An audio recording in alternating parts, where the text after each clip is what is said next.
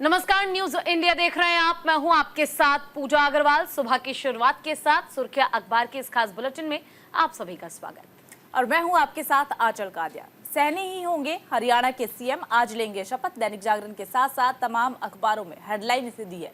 दरअसल आज हरियाणा के लिए बेहद ही बड़ा दिन है। हरियाणा को आज नया मुख्यमंत्री मिलने जा रहा है।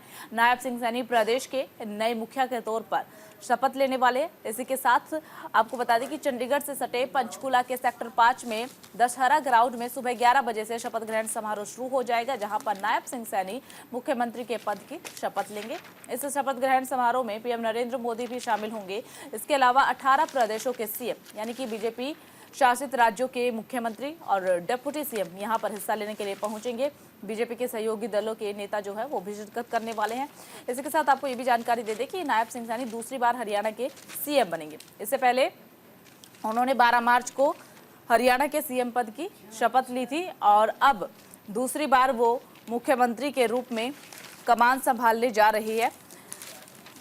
आपको बता दें कि बीजेपी ने हैट्रिक यहां पर लगाई है और सबसे बड़ी बात कि ऐसा इतिहास में पहली बार हुआ है।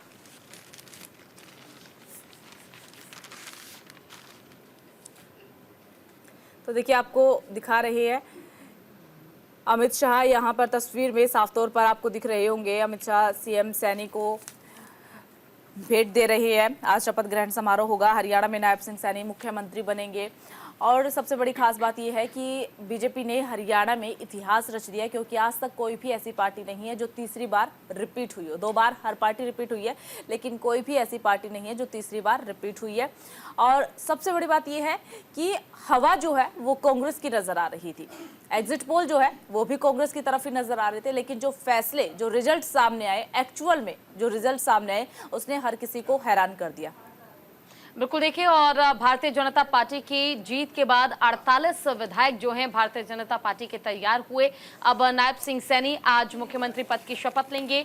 नायब सिंह सैनी दूसरी बार मुख्यमंत्री बनेंगे हरियाणा के। लेकिन अगर हम हरियाणा की बात कर लें तो हरियाणा में ये तीसरी बार है जब इतिहास रचते हुए भारतीय जनता पार्टी ने सरकार बनाई है और आज नायब सिंह सैनी मुख्यमंत्री बनेंगे। इससे पहले मनोहर लाल खट्टर मुख्यमंत्री के तौर पर कमान संभाल रहे थे। आज नायब सिंह सैनी के साथ हो सकता है कि इस शपथ ग्रहण समारोह में बाकी नेता भी और बाकी के मंत्री भी मौजूद रहे। इतना ही नहीं, कई विधायक का शपथ ग्रहण कर सकते हैं। और मुख्य अतिथि के तौर पर आज इस बैठक में शामिल होने के लिए न केवल प्रधानमंत्री नरेंद्र मोदी पहुंच रहे हैं, बल्कि एनडीए के जो घटक दल के नेता हैं वो भी पहुंच रहे हैं। यानी बीजेपी के जो सहयोगी दल हैं वो और उनके पार्टी के राष्ट्र प्रमुख जो हैं वो तमाम लोग आज इस बैठक में शामिल होंगे और इस शपथ ग्रहण समारोह में शामिल होने जा रहे हैं। हालांकि दशहरा ग्राउंड में इस शपथ ग्रहण समारोह का आयोजन किया गया है और नायब सिंह सैनी मुख्यमंत्री के तौर पर शपथ ग्रहण करेंगे। और सबसे बड़ी बात यह है कि शपथ ग्रहण करने के साथ ही एक बड़ी जिम्मेदारी जो है वो बीजेपी पर होगी। तीसरी बार जब सरकार की वापसी हुई है तो उम्मीदें भी ज्यादा होंगी, राज्य का विकास भी बेहतर तरीके से हो सके, क्योंकि सबका साथ सबका विकास ये काफी ज्यादा महत्वपूर्ण है बीजेपी के लिए। और ऐसे में भारतीय जनता पार्टी की कोशिश कहीं ना कहीं आंचल ये रहने वाली है कि जब तीसरी बार वापसी हरियाणा में हो रही है तो विकास भी हो और लोगों का साथ आगे भी मिल सके। इसके लिए रास्ता अब से ही मजबूत करना होगा, तैयार करना होगा। बिल्कुल, सीएम सैनी के लिए इस बार काफी सारी मुश्किलें जो है वो हरियाणा में रहने वाली है, क्योंकि हमने देखा है कि अब से पहले मनोहर लाल जो थे, पहले 5 साल में उनका कार्यकाल हर किसी को पसंद आया था, हर किसी ने मनोहर लाल को पसंद किया। लेकिन जब उन्हें दूसरी बार मुख्यमंत्री बनाया गया तो हरियाणा की जनता का जो मन है वो मनोहर लाल से उठता हुआ नजर आया था। इसी के चलते चेहरा भी बदला गया था। अगर मनोहर लाल के चेहरे पे ही हरियाणा का चुनाव लड़ा जाता तो हो सकता है कि आज रिजल्ट कुछ और होते। इसीलिए ही एंड मोमेंट पे चुनाव से ठीक कुछ महीने पहले ये बड़ा फैसला बीजेपी ने लिया, चेहरा बदला। सीएम सैनी का चेहरा हर किसी को पसंद आ रहा है। इसीलिए ही बीजेपी ने कोशिश की है कि एक बार फिर से मुख्यमंत्री के रूप में इन्हें ही ग्राउंड पर उतारा जाए। लेकिन सबसे बड़ी बात यह है कि क्या जो उम्मीद बीजेपी ने सीएम सैनी पर जाहिर किया, अब वो उन उम्मीदों पर कितना खरा उतर पाते, क्योंकि कुछ महीने के कार्यकाल में और 5 साल के कार्यकाल में बहुत ज्यादा डिफरेंस होता है। बहरहाल खबरों में आगे बढ़ते हैं। बिल्कुल, और देखिए, उमर जम्मू कश्मीर के सीएम बने, कांग्रेस का बाहर से समर्थन। दैनिक भास्कर में इस खबर को तरजीह दी गई है। आपको बताते चलें कि जम्मू कश्मीर में 10 साल बाद हुए विधानसभा चुनाव में बड़ी जीत मिली है, न केवल एनसी को, नेशनल कॉन्फ्रेंस को, बल्कि उसके साथ ही कांग्रेस पार्टी को भी। जम्मू कश्मीर में 10 साल बाद हुए विधानसभा चुनाव और उसके आए नतीजों के बाद कल इस केंद्र शासित प्रदेश को नया सीएम भी मिल गया है। बिल्कुल, देखिए तस्वीरें आप देखिए, अखिलेश यादव नजर आएंगे, इसके बगल में राहुल गांधी नजर आएंगे आपको। तो तमाम जो है वो मंत्रीगण यहाँ पर बैठे हुए हैं। प्रियंका गांधी वाड्रा भी पहुंची हुई थी शपथ ग्रहण समारोह में। उमर अब्दुल्ला ने जम्मू कश्मीर के सीएम पद की शपथ ली है और ऐसे में शपथ ग्रहण समारोह में समाजवादी पार्टी के मुखिया अखिलेश यादव, कांग्रेस नेता राहुल गांधी, पूर्व सीएम फारूक अब्दुल्ला और प्रियंका गांधी एक साथ फर्स्ट रो में बैठे हुए आपको नजर आएंगे। विधानसभा चुनाव से सबसे ज्यादा जो सीटें हैं 42 सीटें जीतने वाली नेशनल कॉन्फ्रेंस के उपाध्यक्ष उमर अब्दुल्ला ने बुधवार को जम्मू कश्मीर के सीएम पद की शपथ ले ली है। जम्मू कश्मीर के केंद्र शासित प्रदेश बनने के बाद वे पहले सीएम हैं। उमर दूसरी बार सीएम बने हैं। हालांकि ये कहा जा सकता है कि केंद्र शासित प्रदेश बनने के बाद वो पहले सीएम है, लेकिन इससे पहले भी वो जम्मू कश्मीर की कमान जो है वो संभाल चुके हैं और उस दौरान पिता और बेटे के बीच काफी जंग भी देखने को मिली थी। देखिए, इसी के साथ आपको ये बता दें कि एलजी मनोज सिन्हा ने शेर कश्मीर कॉन्फ्रेंस सेंटर में उन्हें शपथ दिलाई है। जम्मू कश्मीर भाजपा अध्यक्ष रविंद्र रैना को नौशहरा से हराने वाले सुरेंद्र चौधरी को डिप्टी सीएम बनाया गया। नेका के साथ गठबंधन में चुनाव लड़ने वाली कांग्रेस सरकार ने शामिल नहीं हुई है, तो वह बाहर से ही समर्थन देगी। समारोह में लोकसभा के में नेता प्रतिपक्ष राहुल गांधी समेत INDI गठबंधन के तमाम नेताओं ने शिरकत किया। इसमें समाजवादी पार्टी के मुखिया अखिलेश यादव, आप से संजय सिंह, NCP SC से सुप्रिया सुले, DMK से कनिमोई और इसके अलावा कई जो नामी चेहरे हैं वो यहाँ पर पहुंचे हुए थे।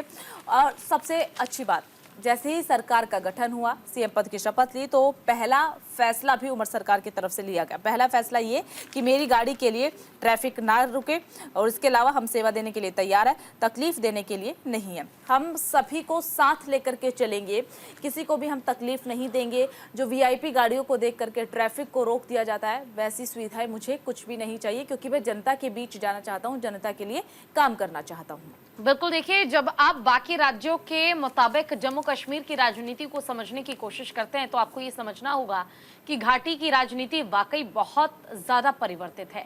यहाँ पर सरकार बनाना किसी के लिए भी या फिर लोगों को बातों में लेना बिल्कुल आसान नहीं है। यहाँ धर्म के आधार पर राजनीति नहीं होती, बल्कि यहाँ पर मुद्दों के आधार पर राजनीति की गई और कहीं ना कहीं उसी का प्रभाव पड़ता नजर आया कि भारतीय जनता पार्टी ने बेशक अनुच्छेद 370 को हटाया हो, 35A को हटाया हो, लेकिन बावजूद इसके दबदबा जो है वो कांग्रेस पार्टी और नेशनल कॉन्फ्रेंस यानी कि क्षेत्र पार्टी का ज्यादा नजर आया और परिणाम स्वरूप जम्मू कश्मीर में अलायंस की सरकार बनी, यानी कि गठबंधन की सरकार बनी। भारतीय जनता पार्टी ने तमाम मेहनत के बाद कोशिश की थी जम्मू कश्मीर में जीत बीजेपी की हो पाए, लेकिन वो संभव नहीं हो पाया और इसके पीछे कारण सिर्फ ये है कि क्षेत्र पार्टियां अपने आप में इतनी मजबूत हैं, लोगों को लगता है कि वो क्षेत्र पार्टियों से ज्यादा कनेक्ट हो पाएंगे एज कम्पेयर टू राष्ट्र पार्टी। फिलहाल खबरों में हम बढ़ जाते हैं आगे और रुख करते हैं अगली खबर का।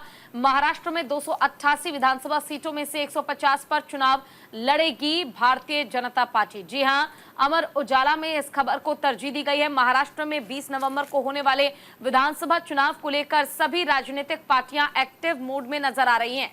वहीं कल चुनाव के लिए उम्मीदवारों के नाम पर चर्चा के लिए बीजेपी की केंद्रीय चुनाव समिति की बैठक हुई, जिसमें पार्टी के 2 सहयोगी पार्टियों की मांगों को पूरा करते हुए ज्यादा सीटों पर चुनाव लड़ने की इच्छा जाहिर की गई। हालांकि शुरुआत से ही बीजेपी महाराष्ट्र चुनाव में अपने पक्ष में ज्यादा सीट रखने की बात करती रही है।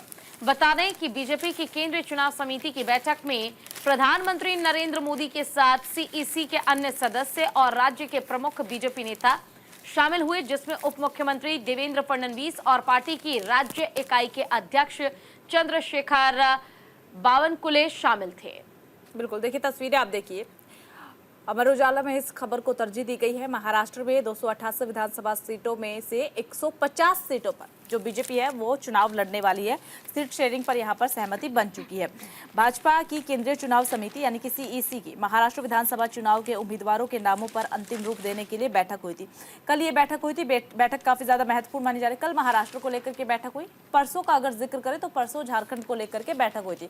दरअसल महाराष्ट्र और झारखंड में एक ही साथ चुनाव है। झारखंड में 2 चरण में और महाराष्ट्र में एक ही चरण में चुनाव होने वाले 288 विधानसभा सीटों पर, जिसे लेकर के बैठक हुई। उम्मीदवारों की लिस्ट को अंतिम रूप दिया गया। इसी के साथ बैठक में पार्टी ने दो शक्तिशाली सहयोगियों की मांगों को पूरा करते हुए अधिकतम सीटें जीतने की अपनी आकांक्षा के बीच संतुलन बनाने की कोशिश की है।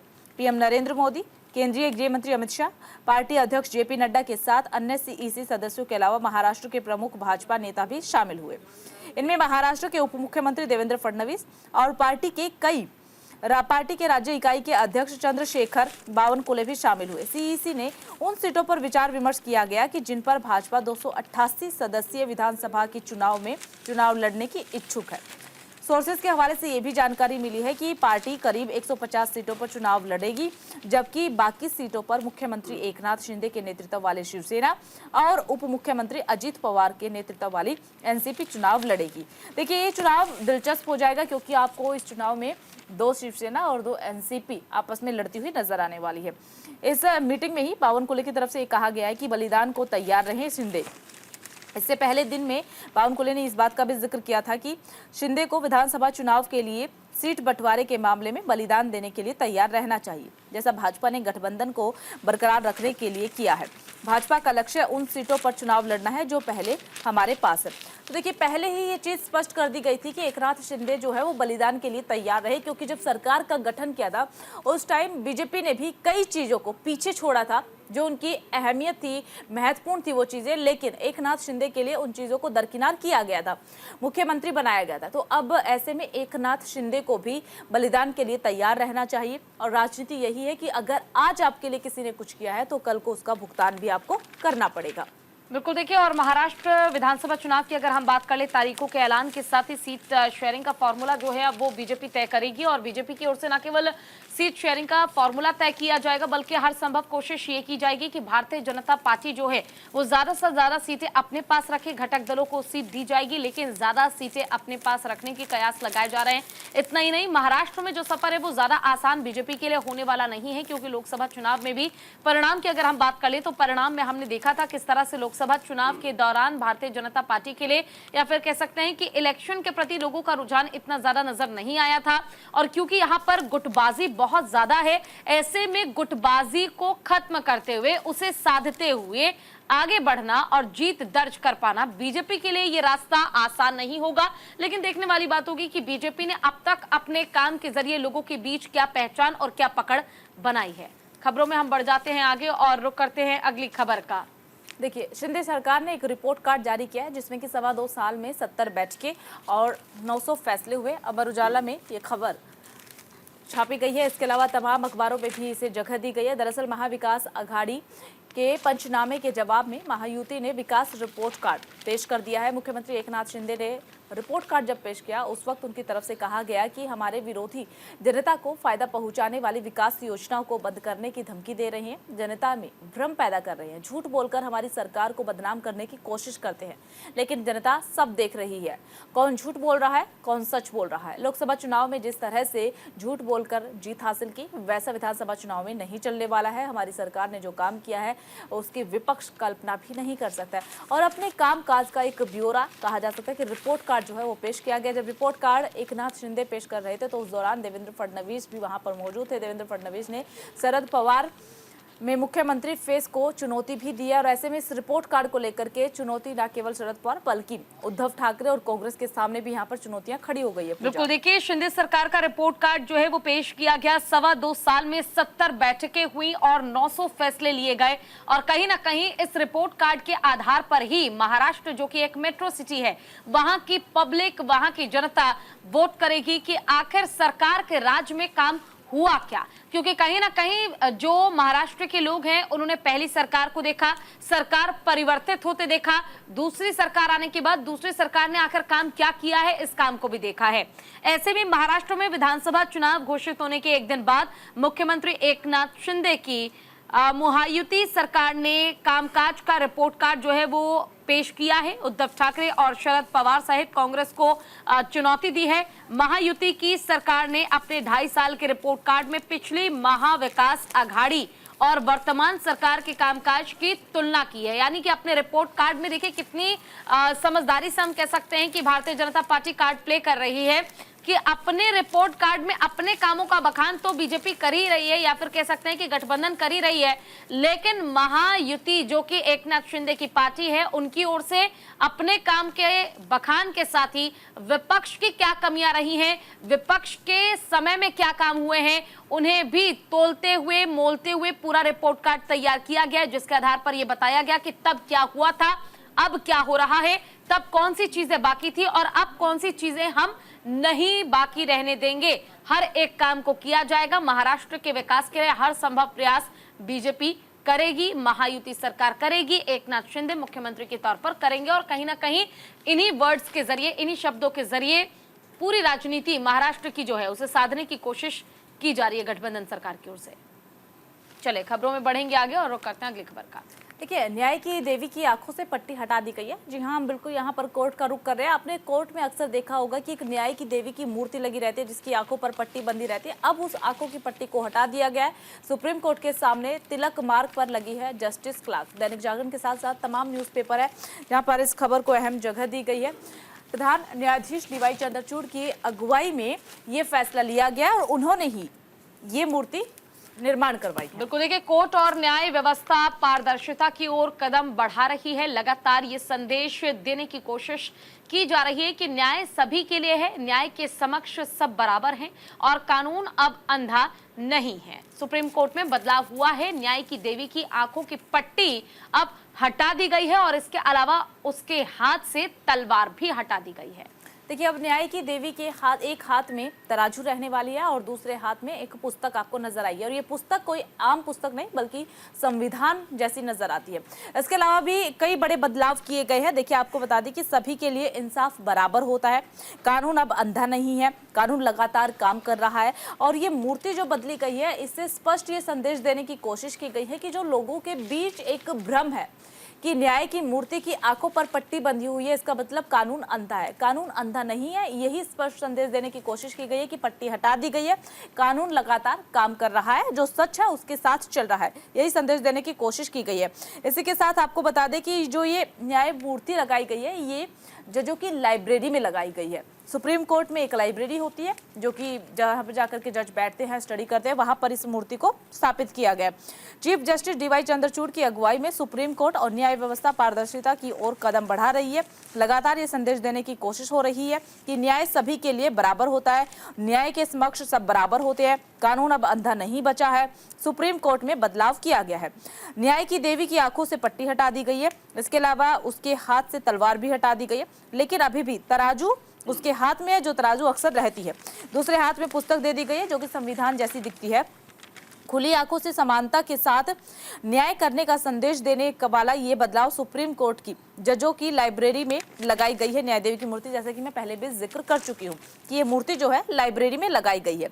इसे लाइब्रेरी में लगाने का मकसद भी ये माना जा रहा है कि जो भी जज वहाँ पर स्टडी करने के लिए जाते हैं, कोई बुक लेने के लिए जाते हैं, तो उसकी नज़र इस मूर्ति पर पड़े। इस लाइब्रेरी में न्याय की देवी की एक बड़ी सी नई प्रतिमा लगी है जिसकी आंखों में पट्टी हटा दी गई है।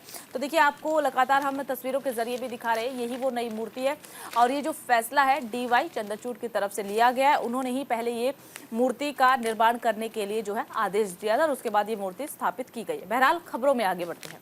बिल्कुल, देखिए, पीएम मोदी बने बीजेपी के पहले सक्रिय सदस्य। पीएम ने सक्रिय सदस्य अभियान की भी शुरुआत कर दी है। तो देखिए, फिलहाल प्रधानमंत्री नरेंद्र मोदी जो हैं वो पहले सक्रिय सदस्य बन चुके हैं और साथ ही साथ भारतीय जनता पार्टी के पहले सक्रिय सदस्य होने के साथ साथ लगातार लोगों को बीजेपी के सदस्यता अभियान से जोड़ने का काम जो है वो किया जा रहा है। अमर उजाला में इस खबर को तरजीह दी गई है। जरा डिटेल जो है वो हम आपको बताएंगे कि आखिर खबर है क्या विस्तार से, लेकिन आप हेडलाइन पहले देख लीजिए। पीएम मोदी बने बीजेपी के पहले सक्रिय सदस्य। प्रधानमंत्री ने सदस्यता अभियान की शुरुआत भी की थी। आपको याद होगा किस तरह बीजेपी कार्यालय से इस अभियान की शुरुआत की गई थी। तो देखिए, प्रधानमंत्री नरेंद्र मोदी बुधवार को भारतीय जनता पार्टी के पहले सक्रिय सदस्य जो है वो बने हैं और साथ ही उन्होंने पार्टी के सक्रिय सदस्य अभियान की शुरुआत की है। उन्होंने बीजेपी के राष्ट्रीय अध्यक्ष जेपी नड्डा और इस अभियान के संयोजक महासचिव विनोद तावड़े की मौजूदगी में सक्रिय सदस्यता ली है।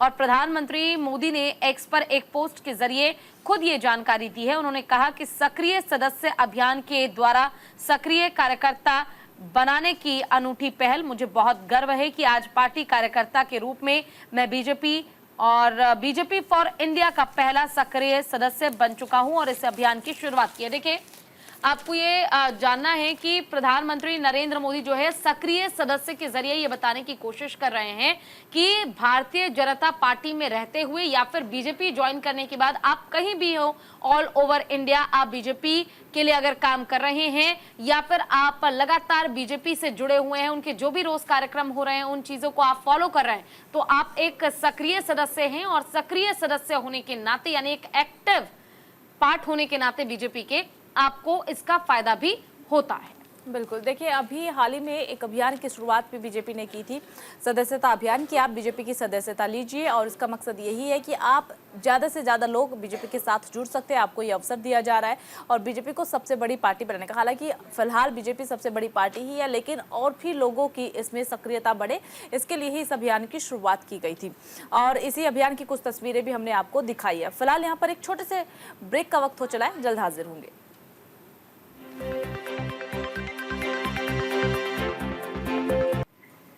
चलिए, ब्रेक के बाद एक बार फिर आप सभी का सुर्खियां अखबार की में स्वागत है। ट्रूडो पलटे, माना बिना ठोस सबूत भारत पर लगाए गए हैं आरोप। तमाम चीजों का जिक्र उन्होंने किया। देखिए, आपको खबर भी हम दिखा देते हैं। ये वो खबर है जिसको अहम जगह दी गई है यहाँ पर और कहा गया है कि कनाडा के प्रधानमंत्री जस्टिन ट्रूडो ने यू टर्न लेते हुए आखिरकार मान ही लिया है कि उन्होंने बिना किसी ठोस सबूत के खालिस्तान अलगाववादी हरदीप सिंह निज्जर की हत्या मामले में भारत सरकार के एजेंडे के शामिल होने का आरोप लगाया था।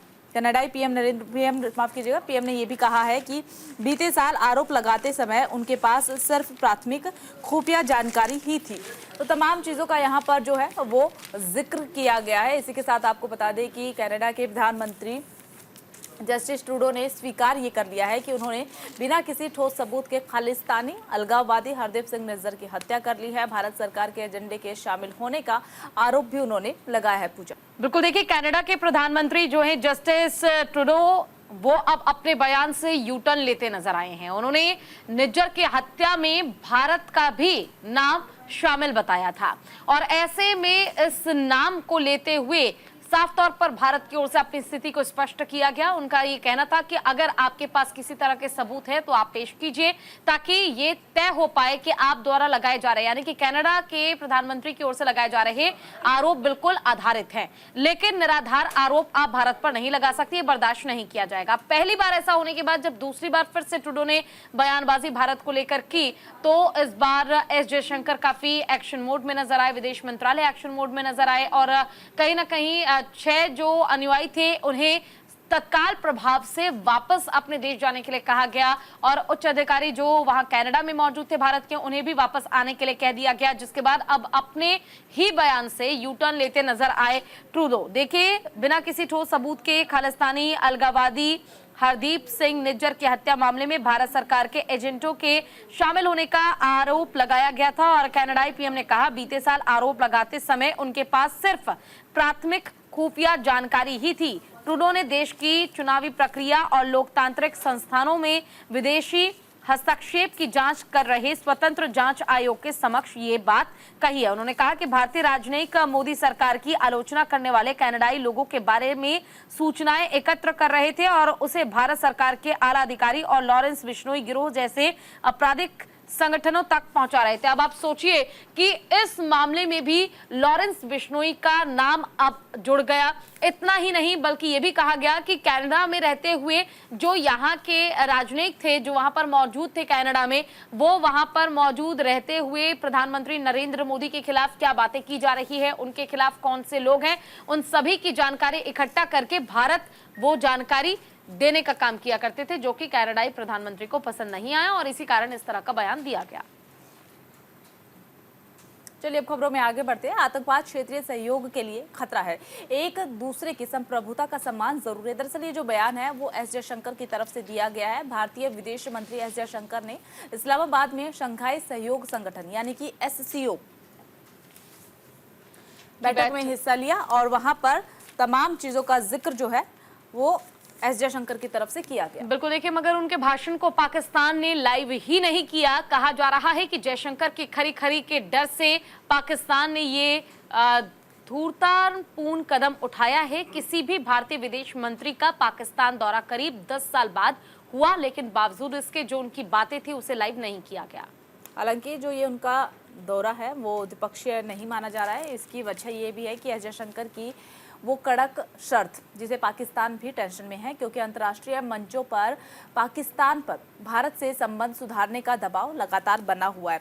देखिए, उन्होंने अपने संबोधन में एक बात का साफ तौर पर जिक्र किया है कि किसी भी देश के साथ अगर रिश्ता बनाना है तो रिश्ते में भरोसा होना ज़रूरी है, सम्मान होना ज़रूरी है। अगर आप सामने से रिश्ता रख रहे हैं, पीछे से साजिश रच रहे हैं, तो उस रिश्ते का कोई भी मतलब यहाँ पर बनता ही नहीं है। आपको बता दें कि इस्लामाबाद में जब पहुंचे थे तो वहाँ पर पाक पीएम ने उनका बेहद ही शानदार स्वागत किया था, लेकिन समिट में उन्होंने अपने संबोधन में जिक्र किया, विदेश मंत्री ने, कि यदि समूह आपसी विश्वास के साथ सामूहिक रूप से आगे बढ़ता है तो एससीओ सदस्य देश का काफ़ी लाभ हो सकता है। उन्होंने एससीओ चार्टर का प्लान करने पर भी जोर दिया। कहा कि इसे वास्तविक साझेदारी पर बनाना चाहिए, ना कि एक तरफा एजेंडे पर इसको चलाना चाहिए। आप सबकी साझेदारी होगी, उसी एजेंडे पर आगे बढ़े। अगर एक तरफा एजेंडे के साथ हम आगे बढ़ते चले गए तो इसका कोई लाभ जो है वो नहीं होने वाला है, बल्कि इसका नुकसान आगे आने वाले वक्त में हमें उठाना पड़ सकता है। अगर हम वैश्विक प्रथा, खासकर व्यापार या फिर आवाजाही को अपने हिसाब से चुनेंगे तो ये प्रगति नहीं कर सकता है। जयशंकर का इशारा सीधा सीधा चीन के व्यवहार और पाकिस्तान के व्यवहार पर था। तो यहाँ पर हमलावर यूँ कहा जा सकता है कि पाकिस्तान और चीन पर एस जयशंकर काफ़ी ज़्यादा हमलावर नजर आए, और शायद यही एक वजह हो सकती है कि जब वो संबोधित कर रहे थे तो उनके भाषण को म्यूट कर दिया गया था, या फिर इसके पीछे की कोई और भी शर्तें हो सकती है। बहरहाल, खबरों में आगे बढ़ते हैं। बिल्कुल, देखिए बहराइच हिंसा में 55 आरोपी गिरफ्तार किए जा चुके हैं। 100 निलंबित किए गए हैं, यानी कि एसओ को निलंबित कर दिया गया। हत्या का एक आरोपी पकड़ा गया है। और अमर उजाला में इस खबर को तरजीह दी गई है। आपको बता दें कि सीईओ को फिलहाल सस्पेंड कर दिया गया है और इस मामले में अब तक 55 आरोपियों की गिरफ्तारी हो चुकी है। तो देखिए, उत्तर प्रदेश के बहराइच में फिलहाल बवाल बचा हुआ है, तनावपूर्ण स्थिति बनी हुई है। बहराइच के महराजगंज कस्बे में प्रतिमा विसर्जन जुलूस के दौरान हुई पत्थरबाजी के बाद विवाद हो गया है। दूसरे समुदाय के लोगों ने विसर्जन में शामिल हुए निवासी रामगोपाल मिश्रा की निर्मम तरीके से हत्या कर दी है। पोस्टमार्टम रिपोर्ट सामने आई तो पता चला कि उनकी बॉडी से तमाम छर्रे जो है बरामद किए गए हैं। उनके सिर से कई छर्रे निकाले गए हैं। जगह जगह पर उग्र प्रदर्शन हो रहा है। आगजनी की घटनाएं शुरू हो चुकी है, जिसके बाद सोमवार से जिले भर में भारी फोर्स तैनात की गई है। आसपास के जिलों के पुलिस फोर्स को भी वहां पर तैनात किया गया है। ADG Gorakhpur zone KS. Pratap और कमिश्नर शशि भूषण लाल समेत आला अधिकारी भी कैंप कर रहे हैं। घटना के बाद अब तक 12 मुकदमे दर्ज किए जा चुके हैं। 50 से अधिक लोगों को पुलिस ने गिरफ्तार भी कर लिया। धीरे धीरे स्थिति वहां पर सामान्य बनी हुई है, लेकिन इंटरनेट जो है वो अभी भी वहां पर बंद बताया जा रहा है। कल चौथा दिन था और ऐसे में उपद्रव प्रभावित कई क्षेत्रों में दुकानें खुली रही। स्थिति सामान्य हो रही है। लोग बेखौफ बाजारों में निकलने लगे हैं। रोजमर्रा के जरूरी सामान फिलहाल खरीद रहे हैं। हालांकि एक वक्त वो था जब लोगों में डर पैदा हो गया था। बिल्कुल, देखिए बहराइच हिंसा में 55 आरोपी अब तक गिरफ्तार किए जा चुके हैं। सीओ निलंबित हो चुके हैं। हत्या का एक आरोपी भी पकड़ा जा चुका है। तो प्रतिमा विसर्जन जुलूस के दौरान रविवार को और सोमवार को हुई हिंसा के बाद अब धीरे धीरे जिले के हालात सामान्य हो रहे हैं, क्योंकि इंटरनेट सेवा को भी अभी तक बाधित रखा गया है। सुरक्षा के मद्देनजर पुलिस फोर्स तैनात कर दिया गया है। एडीजी गोरखपुर जोन के एस प्रताप और कमिश्नर शशि भूषण लाल समेत आला अधिकारी कैंप कर रहे हैं। अब तक 12 मुकदमे दर्ज किए जा चुके हैं और 55 से अधिक लोगों को गिरफ्तार किया जा चुका है। और इतना ही नहीं, महाराजगंज हिंसा के मुख्य मुकदमे में शामिल आरोपी मोहम्मद दानिश को भी गिरफ्तार किया गया है। वो नेपाल भागने की कोशिश कर रहा था, लेकिन अब उस शख्स को गिरफ्तार कर लिया गया है। और साथ ही आपको ये भी बता दें, देखिए हत्या के बाद हुई आगजनी और तोड़फोड़ की घटना पर काबू पाने के लिए पूरे जिले में इंटरनेट सेवा को रविवार के दिन ही बाधित कर दिया गया था। विभागीय सूत्रों के अनुसार शनिवार से इंटरनेट सेवा बहाल हो सकती है, यानी कि शनिवार, अब जो शनिवार आने वाला है इस दिन इंटरनेट सेवा बहाल हो सकती है। लेकिन फिलहाल 55 आरोपियों को गिरफ्तार किया जा चुका है, सीईओ को निलंबित किया जा चुका है, हत्या का जो आरोपी है उस एक आरोपी को गिरफ्तार भी किया जा चुका है। कहीं ना कहीं पुलिस के हाथ ये एक बड़ी सफलता के तौर पर जरूर देखा जा सकता है, क्योंकि मुख्यमंत्री योगी आदित्यनाथ ने कड़े निर्देश दिए हैं कि उत्तर प्रदेश में अगर शांति को भंग करने की कोशिश किसी ने भी की तो उसे बख्शा नहीं जाएगा। चलिए अब खबरों में आगे बढ़ते हैं और बात दिल्ली के पूर्व मुख्यमंत्री अरविंद केजरीवाल की कर लेते हैं, जिन्होंने कल एक अभियान की शुरुआत की है। केजरीवाल ने जनता के नाम एक पत्र भी लिखा है, कहा कि आपके वोट से मैं फिर एक बार सीएम बन सकूंगा और ये अभियान करीब करीब 10 दिन तक चलने वाला है। बिल्कुल, देखिए आम आदमी पार्टी ने दिल्ली विधानसभा चुनाव की तैयारियां तेज कर दी हैं। विधानसभा चुनाव को देखते हुए पार्टी संयोजक अरविंद केजरीवाल ने जनसंपर्क अभियान की शुरुआत की। अरविंद केजरीवाल ने जनता के नाम एक पत्र लिखकर बताया कि उन्हें जेल में क्या करना पड़ा और कहां उन्हें ले जाया गया। तो देखिए ये तस्वीर आप देखिए, ये कल की हम तस्वीर दिखा रहे हैं। इसमें आपको दिल्ली की मुख्यमंत्री आतिशी, पूर्व मुख्यमंत्री अरविंद केजरीवाल, पर्यावरण मंत्री गोपाल राय, पूर्व डेप्यूटी सीएम मनीष सिसोदिया नजर आने वाले हैं। तो एक अभियान की शुरुआत की गई है। अरविंद केजरीवाल ने जिक्र किया है कि अब मुझे पूरी उम्मीद है कि एक बार फिर से दिल्ली की जनता आम आदमी पार्टी का साथ देगी और मैं फिर एक बार दिल्ली की कमान संभाल पाऊंगा, मुख्यमंत्री बनूंगा, सीएम की कुर्सी पर लोग हमें बैठा देंगे। 29 तक केजरीवाल का जो ये पत्र है वो घर घर तक लेकर के जाया जाएगा। आम आदमी पार्टी के कार्यकर्ता इस पत्र को घर घर तक लेकर के जाएंगे। एक पत्र, छोटा सा पत्र अरविंद केजरीवाल कल लेकर के आए थे मंच पर। उसी पत्र से जनता को संबोधित अरविंद केजरीवाल ने किया और कहा कि ये जो ये पत्र है अब दिल्ली की जनता के घर घर तक पहुंचेगा। जनसंपर्क अभियान आम आदमी पार्टी चलाएगी, 10 दिन तक ये अभियान चलने वाला है। पूर्व सीएम अरविंद केजरीवाल, आतिशी, गोपाल राय, शैली ओबराय और तमाम जो आम आदमी पार्टी के दिग्गज चेहरे हैं वो मंच पर एक साथ नजर आए थे। आम आदमी पार्टी के राष्ट्रीय संयोजक अरविंद केजरीवाल ने भाजपा पर साजिश करने का आरोप लगाते हुए बुधवार को पार्टी मुख्यालय जनसंपर्क अभियान की शुरुआत कर दी है। दिल्ली की जनता के नाम एक पत्र भी जारी किया। उन्होंने कहा कि अगर भाजपा सत्ता में आ गई तो सारी सुविधाएं बंद कर दी जाएगी। जो सुविधाएं हमने दिल्ली की जनता के लिए जारी की है इन सालों में, वो सारी की सारी सुविधाएं बंद हो जाएगी। महिलाओं के लिए कई योजनाएं हमने लागू की है, महिलाओं के लिए हमने बस सेवा फ्री कर दी गई है। वो सारी की सारी सुविधाएं, अब फ्री की जो सुविधाएं लोगों को मिल रही है वो सारी की सारी बीजेपी बंद करती हुई नजर आ सकती है। इसी के साथ उन्होंने अपना भरोसा भी जताया कि मुझे भरोसा है दिल्ली की जनता पर कि विधानसभा चुनाव में जनता अपने वोट की ताकत से भाजपा को हर एक षड्यंत्र का जवाब देगी जो बीजेपी ने हमारे खिलाफ, हमारी पार्टी के खिलाफ, हमारे नेताओं के खिलाफ षड्यंत्र रचे, जिसके चलते हमें जेल में रहना पड़ा है। आज हम एक एक करके सभी बाहर आ गए हैं। न्याय की जीत हुई है, सच्चाई की जीत हुई है। और जो ये पत्र आज मैं दिल्ली की जनता के नाम लेकर के आया हूँ, ये पत्र दिल्ली की जनता के हर एक घर तक पहुंचेगा। आम आदमी पार्टी के कार्यकर्ता अब सक्रिय नजर आने वाले हैं। बिल्कुल, देखिए खबरों में अब आगे बढ़ जाते हैं और रुख कर लेते हैं अगली खबर का। योगी और राजनाथ सिंह जैसे वीआईपी की सुरक्षा से एनएसजी हटेगी, होगी सीआरपीएफ के हवाले ये सुरक्षा की जिम्मेदारी। जी हां, केंद्र सरकार ने एनएसजी कमांडो को वीआईपी सुरक्षा ड्यूटी से पूरी तरह हटाने और अगले महीने तक यूपी के सीएम योगी आदित्यनाथ, रक्षा मंत्री राजनाथ सिंह समेत 9 वीआईपी की सुरक्षा का जिम्मा सीआरपीएफ को सौंपने का आदेश दिया गया। गृह मंत्रालय के सूत्रों के अनुसार जिन वीआईपी लोगों की सुरक्षा में एनएसजी तैनात है उनकी सुरक्षा के लिए अब सीआरपीएफ को तैनात किया गया। गृह मंत्रालय ने हाल ही में संसद की सुरक्षा ड्यूटी से हटाए गए विशेष रूप से प्रशिक्षित कर्मियों की एक नई बटालियन को सीआरपीएफ वीआईपी सिक्योरिटी विंग से जोड़ने की मंजूरी दे दी है। तो अब मुख्यमंत्री योगी आदित्यनाथ हो या फिर रक्षा मंत्री राजनाथ सिंह हो, उनके साथ 9 ऐसे नेता मंत्री हैं जिनकी वीआईपी चेहरे हैं, जो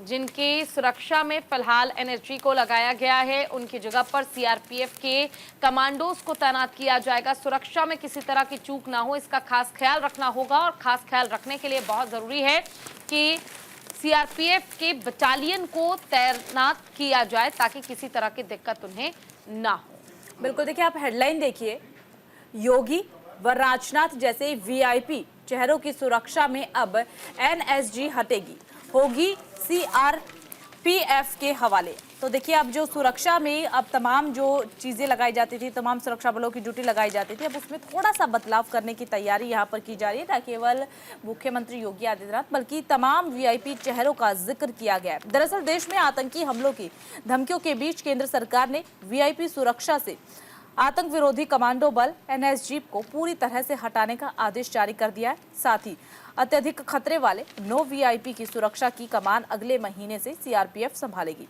इसमें जो नाम है वो केंद्रीय गृह मंत्रालय ने संसद की सुरक्षा की जिम्मेदारी से हटाई गई विशेष रूप से प्रशिक्षित जवानों की बटालियन को सीआरपीएफ के हवाले करने का जिम्मा लिया, फैसला लिया। सूत्र तो यहाँ तक कि ये भी कह रहे हैं कि Z+ श्रेणी की वीआईपी सुरक्षा वाले 9 वीआईपी की सुरक्षा अब तक राष्ट्रीय सुरक्षा गार्ड यानी कि एनएसजी के ब्लैक कैट कमांडो कर रहे थे। इन 9 वीआईपी में उत्तर प्रदेश के मुख्यमंत्री का नाम है यानी कि योगी आदित्यनाथ का, बसपा सुप्रीमो मायावती का नाम है, रक्षा मंत्री राजनाथ सिंह का नाम है, भाजपा के वरिष्ठ नेता लाल कृष्ण आडवाणी का नाम है, जहाज रानी मंत्री का नाम है। इसके अलावा छत्तीसगढ़ के पूर्व सीएम रमन सिंह का नाम है, जम्मू कश्मीर के पूर्व सीएम गुलाम नबी आजाद का नाम है, नेशनल कॉन्फ्रेंस के नेता फारूक अब्दुल्ला, आंध्र प्रदेश के मुख्यमंत्री चंद्रबाबू नायडू के नाम शामिल है। तो ये वो वीआईपी चेहरे हैं जिनकी सुरक्षा अब सीआरपीएफ संभालेगी और जो ये फैसला है वो गृह मंत्रालय की तरफ से लिया गया है। बहरहाल अब खबरों में आगे बढ़ जाते हैं। बिल्कुल देखिए, और नीतीश ने फिर कहा 2 बार गलती से इधर उधर चला गया, अब ये नहीं करूंगा। दैनिक भास्कर में इस खबर को जगह दी गई है। बिहार के मुख्यमंत्री नीतीश कुमार तो आपको मालूम ही होगा, जो कई बार बीजेपी में भी रहे और कई बार आरजेडी के साथ जाकर गठबंधन में रहकर सरकार भी तैयार की, और इस खबर को जगह दी गई है दैनिक भास्कर में। आप देखेंगे कि किस तरह से बिहार के मुख्यमंत्री नीतीश कुमार ने एक बार फिर से आरजेडी के साथ जाने के कयासों के बीच ये स्पष्ट कर दिया है कि 2 बार तो गलती हो गई इधर उधर जाने की, लेकिन अब नहीं होगी। नीतीश ने फिर कहा 2 बार गलती से इधर उधर चला गया, अब ये नहीं करेंगे।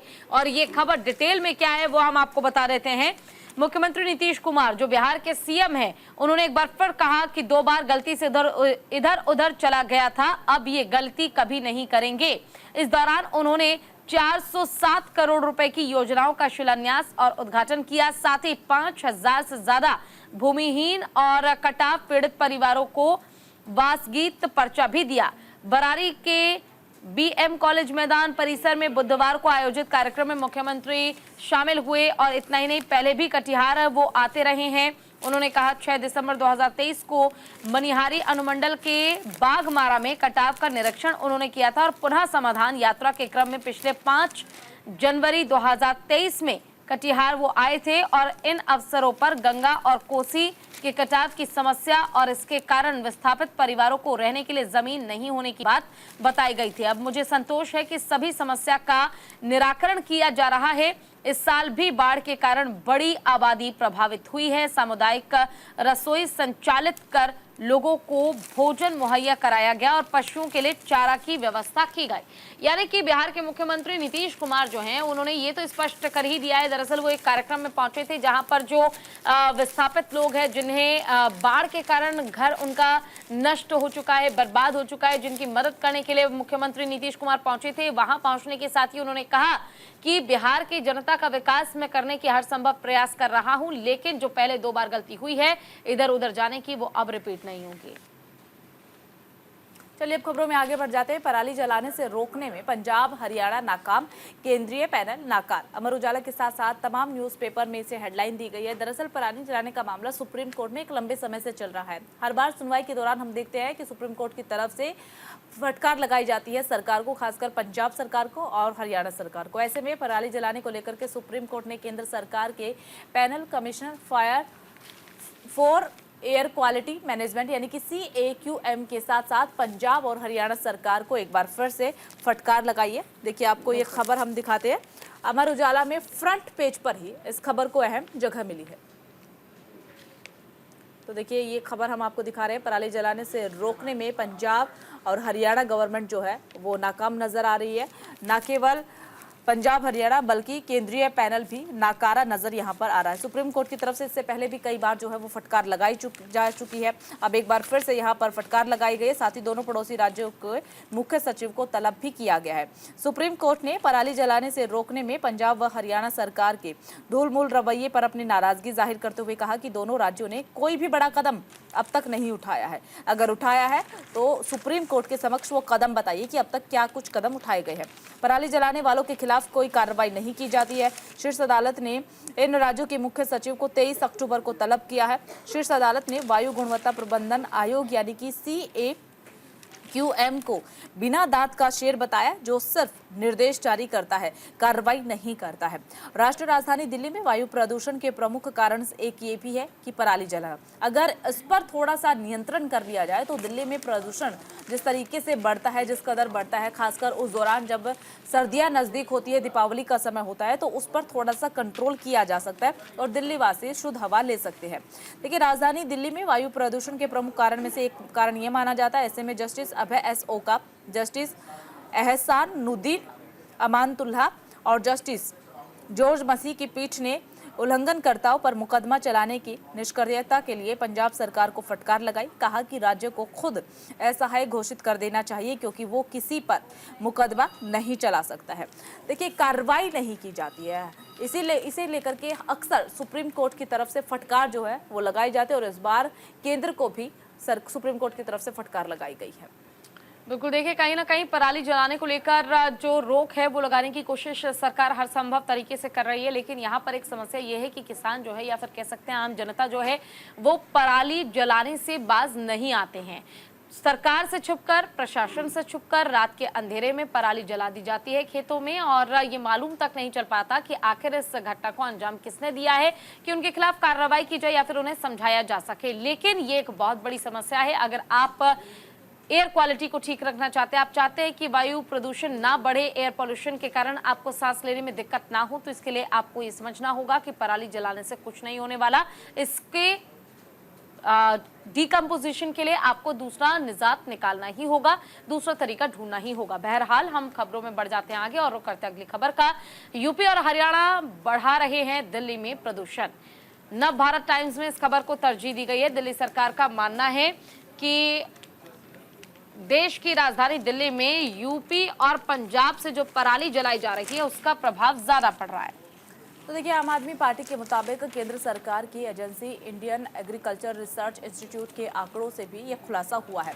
आपके मुताबिक पिछले साल के मुकाबले एक साल से माफ कीजिएगा 1 से 14 अक्टूबर तक पंजाब में पराली जलाने की घटनाओं में 23% की कमी आई है, जबकि हरियाणा में 23 और उत्तर प्रदेश में 71% की वृद्धि हुई है।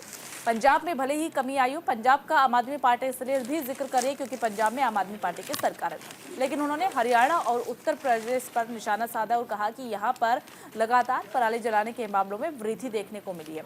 पड़ोसी राज्य प्रदूषण कम करने को लेकर के गंभीर नजर नहीं आ रही है, इसलिए वहां पर धूल प्रदूषण को कम करने के लिए कोई भी विंटर एक्शन प्लान तैयार नहीं किया गया है। पिछले 3 दिनों से दिल्ली का AQI 200 से भी पार कर गया है, जो कि खराब श्रेणी में है। इसका एक मुख्य कारण पराली भी माना जा रहा है। पंजाब, हरियाणा और उत्तर प्रदेश में पराली जलाए जाने के कारण उसका प्रदूषण दिल्ली तक आता है।